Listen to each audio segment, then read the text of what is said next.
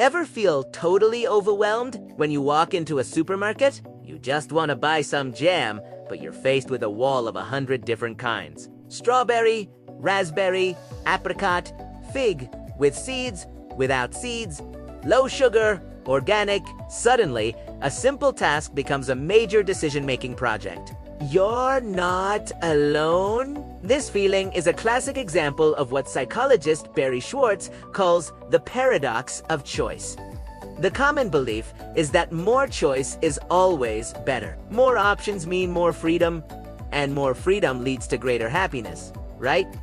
Well, it turns out that's not always true. When we're presented with too many options, it can lead to some pretty negative consequences.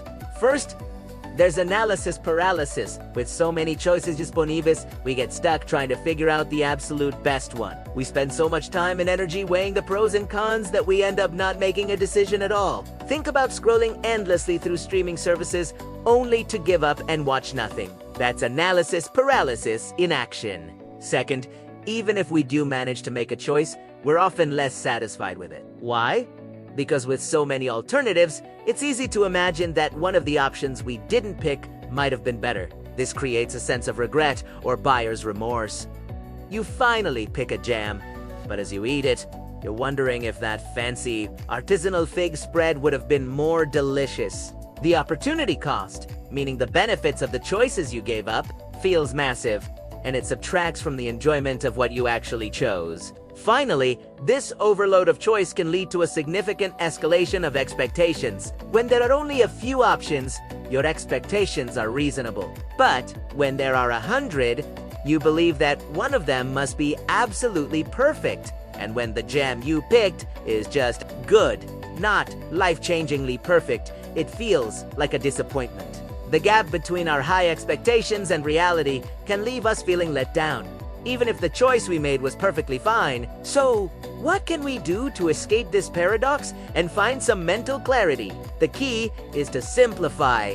First, learn to be a satisficer, not a maximizer. Feels they must find the absolute best option, exhausting all possibilities. A satisficer, on the other hand, has a set of criteria and standards, and they choose the first option that meets them. It's about choosing good enough instead of chasing the elusive best. This one shift in mindset can save you incredible amounts of time and mental energy. Another powerful strategy is to impose your own constraints. Instead of looking at all 100 jams, decide beforehand, I'm only going to look at strawberry jams under $5. By artificially limiting your options, you make the decision manageable and far less stressful.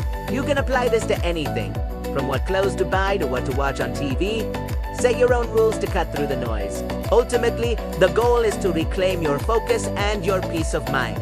By consciously choosing to limit our choices, we can reduce anxiety, minimize regret, and feel more content with the decisions we make. It's about being intentional. Instead of letting the world overwhelm you with infinite possibilities, you take control and decide what's important. It's not about settling for less. It's about making space for what truly matters. Thanks for watching. If this idea resonated with you, give this video a like and subscribe for more content on living a more intentional life. See you next time.